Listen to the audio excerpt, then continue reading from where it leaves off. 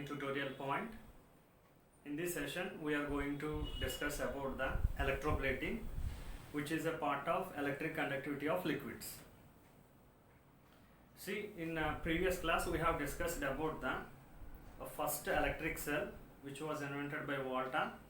In that electric cell, chemical reaction takes place, and due to that chemical reaction electricity is produced.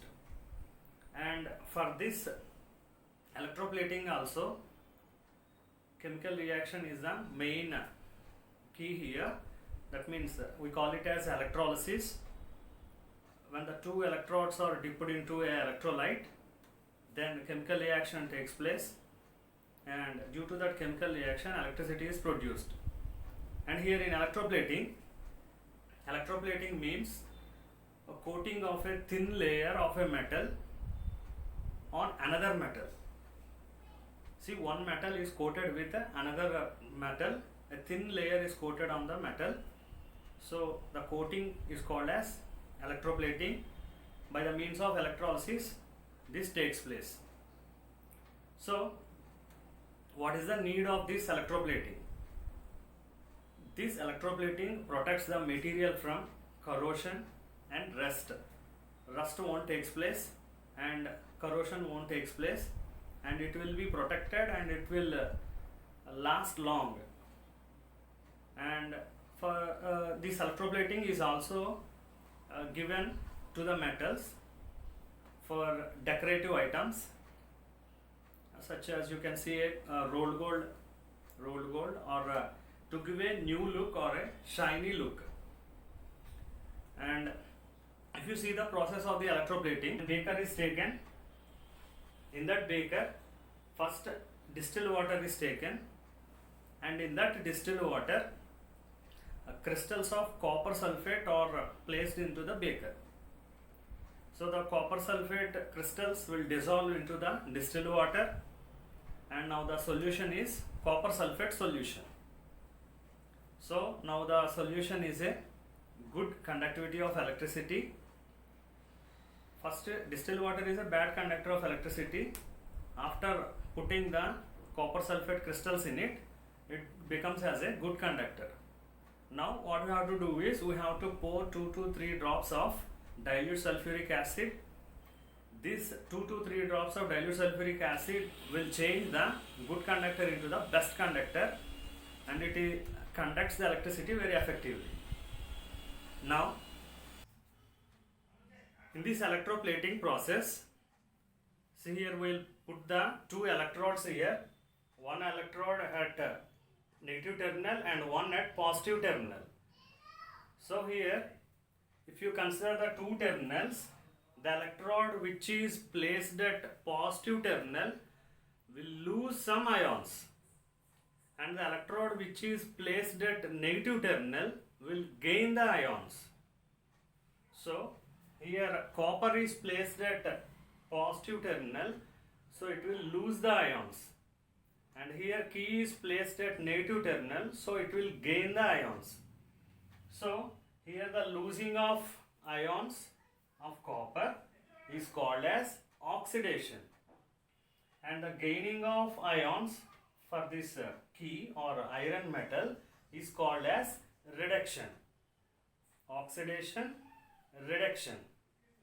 And here the weight lost by the copper metal will be equal to the weight gained by the iron key. So whatever the weight the copper metal is losing, the same weight will be gained by the iron key which is placed at negative terminal. That means, so in this way the electroplating process is taken place. So whatever the metal we are placing at positive terminal loses its weight, and that weight in the form of ions will be deposited on the negative plate. So this is called as electroplating. This happens in electroplating.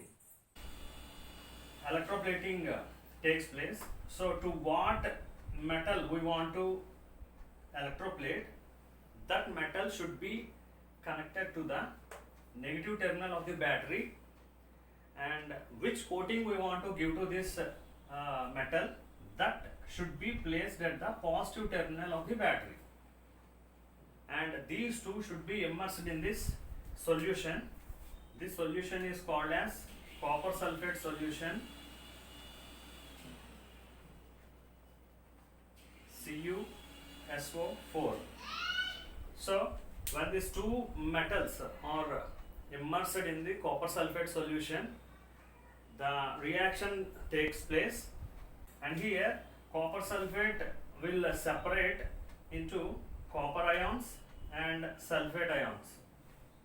Copper is a positive ion and a sulfate negative ions. So they are separated in that manner when the current is passing through it, and this copper, as it is a positive ions, all the copper ions will stick to the key.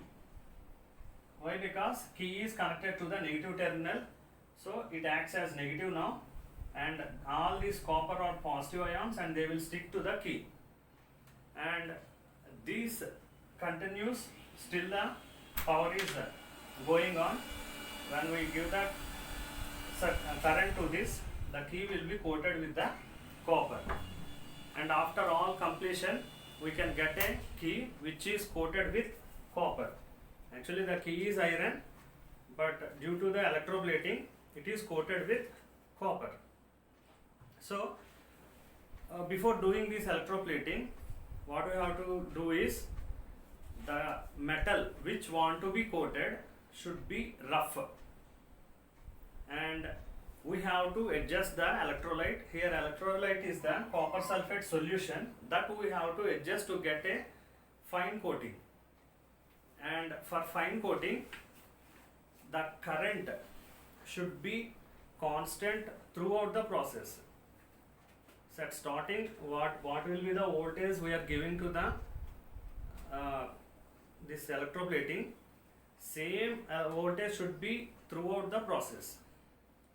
Consider 9 volts are given to this electroplating, so throughout the process 9 voltage should be maintained, and the surface of the metal should be rough. And one more thing is, first we have to see that the metal is free from greasy matters. See, if it is a rust metal, if it is full of rust, first we have to clean it with a sandpaper, and then we have to place it at the negative terminal of the battery. So by doing this, the metal which we want to electroplate will be electroplated, and coating will be given on the iron. And most of the electroplating is done to the iron metals. All the iron metals mostly coated with chromium or nickel. See here, the coating is with copper, so the solution is copper sulfate solution. In the same way, if the coating should be given with chromium, then it should be chromium sulfate. If the coating should be given with nickel, the solution or electrolyte should be nickel sulfate. In the same way, for gold, it is ferrous cyanide. Ferrous cyanide is used as an electrolyte, and if it is tin, acid sulfate is used as an electrolyte, along with the alkaline substances used for coating. Same way for silver, silver cyanide, and for gold, gold cyanide. Along with gold cyanide, they use ferrous cyanide also.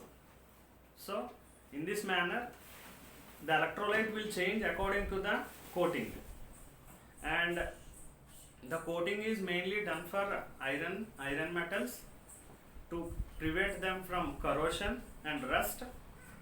And if you consider the door handles, that will be chromium plated to protect them from rusting. And if you take some food preservatives, these food preservatives are placed in some metals. Such metals are coated with tin.